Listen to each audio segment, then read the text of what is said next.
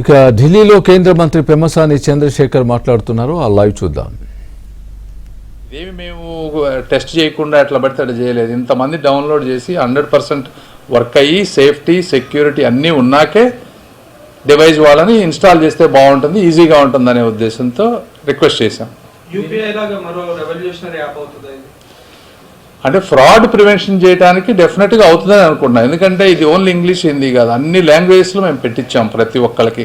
అంటే గ్రామాల్లో ఉండే వాళ్ళకి కూడా తెలుగు కానీ కన్నడ ఆ లాంగ్వేజ్లో వాళ్ళకి అర్థమైతే ఈజీగా ఉంటుందని, రెవల్యూషనరీగా ఉంటుందనే చేసాం మేము. దీని మీద యాక్చువల్గా చాలా వర్క్ చేసి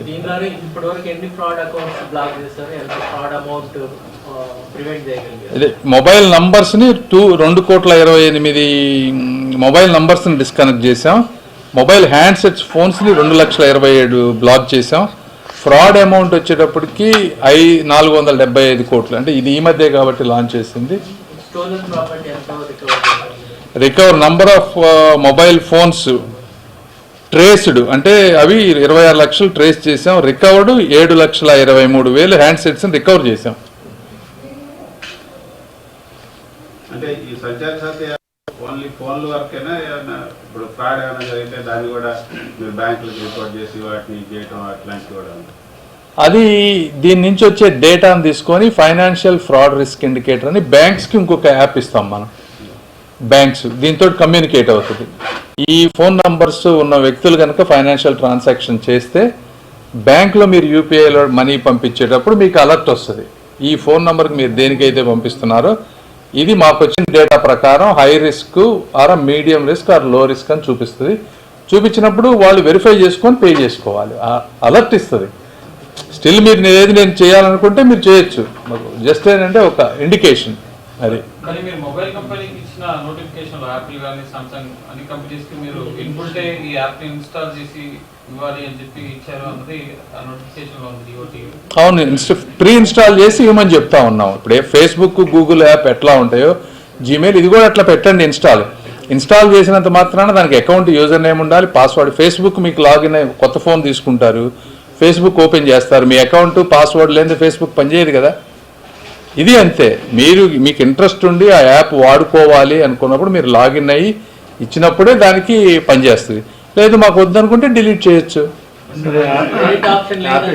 లేదు అది కరెక్ట్ కాదు. ఇది కొంతమందికి ఏంటంటే ఇలాంటివి పెట్టడం వల్ల ఇష్టం లేదు వాళ్ళకి, వాళ్ళ బిజినెస్లు దెబ్బతింటం కానీ దానికి కావాలని ఫాల్స్ నెరేటివ్ బిల్డ్ చేశారు. ఈరోజు చెప్తున్నాం 100% ఎక్కడ మొత్తం మేము యాక్ట్ చదివా ఎక్కడా డిలీట్ చేసే అవకాశం లేదనేది లేదు. 100% డిలీట్ చేసుకో. సో ఇప్పుడు వాళ్ళ ఉద్దేశం ఏంటంటే ఇది పాయింట్. యాపిల్ కానీ లార్జ్ కంపెనీస్ ఏంటంటే ఒకసారి గవర్నమెంట్ ఇట్లాంటి కొన్ని యాప్స్ కనుక ఇన్స్టాల్ చేసినప్పుడు మళ్ళీ ఫ్యూచర్లో ఎక్స్ట్రా అడిగినప్పుడల్లా మాకు ప్రాబ్లం అవుతుంది. మాకు కమర్షియల్ ఇంటెంట్ ఉన్న వాటిని మేము ప్రీ ఇన్స్టాల్ చేస్తాం కానీ ఇట్లాంటివి చేయమంటున్నారు. ఇప్పుడు మేము చెప్పేది ఏంటంటే ఇది ఫైనాన్షియల్ ఫ్రాడ్కి సంబంధించినటువంటిది. 23,000 కోట్ల రూపాయలు ఈ రోజున లాస్ అవుతా ఉన్నాం పర్ ఇయర్. ఇది రోజుకి పెరిగిపోతూ ఉంది సైబర్ క్రైమ్. ఇందులో ప్రజలు భాగస్వామ్యం అయ్యి ఎవరు ఫ్రాడ్ చేస్తున్నారో ఒక మోసపోయిన ఒక వ్యక్తి కనుక చెప్తే 100 మందిని మనం సేవ్ చేయొచ్చు. కాబట్టి ఇది అత్యంత ముఖ్యమైనదని చెప్పి దీన్ని మేము ప్రయారిటైజ్ చేసుకున్నాం. అంతేగాని గవర్నమెంట్ అన్ని యాప్లు ఇన్స్టాల్ చేయమని కూడా అడగదు. అంటే వాళ్ళ వైపు నుంచి రెస్పాన్స్ సార్? వాళ్ళు అంటే జనరల్గా ఏంటంటే ఒకటి పెట్టిన తర్వాత వేరే పెడతారేమోనని వాళ్ళకి భయం. కాబట్టి వాళ్ళు అట్లా వద్దు అన్నారు. But we requested them to be, but definitely అట్లే అదేనమ్మా. మీరు అంటే మిస్ఇన్ఫర్మేషన్ పెట్టాలంటే ఏదైనా చెప్పొచ్చు, మీరు ఏ విధంగా చెప్పాలి కదా. మీరు ఎవరైనా సరే ఏ విధంగా చెప్పాలి. నేను చెప్తున్నా కదా క్లియర్గా. ఇది గవర్నమెంట్లో చాలా మందికి కూడా తెలియదు చేసినట్టు. మేము డిజిటల్ ఇంటెలిజెన్స్ యూనిట్ కూర్చొని పబ్లిక్కి మంచి చేయాలని చెప్పి చేసినటువంటి యాప్. ఇది వేరే దానికి అవకాశమే లేదు. ఇది ఏ విధంగా ఉంటుంది? 0%.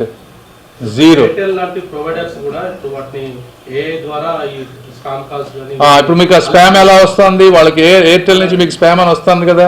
ఈ ఇన్ఫర్మేషన్ ఎక్కడైతే మల్టిపుల్ పీపుల్ స్పామ్ ఫ్రాడ్ అని చెప్పారో ఆ నంబర్స్ని అన్ని యూనిట్స్కి మేము డిస్ట్రిబ్యూట్ చేస్తాం.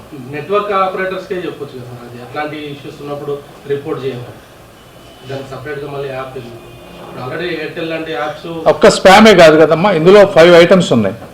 మీ ఫోన్ నంబర్ పోయినా, మీ పేరు మీద ఎన్ని ఫోన్ నంబర్లు ఉన్నాయి. ఇప్పుడు ఎయిర్టెల్ అంటే ఎయిర్టెల్ వాళ్ళ పేరు మీద ఉన్న నంబర్లు తెలుస్తాయి, జియోలో ఉన్న ఫోన్ నంబర్లు తెలియవు కదా. మీ మంత్రిత్వ శాఖలో ఒక ఐడెంటిటీ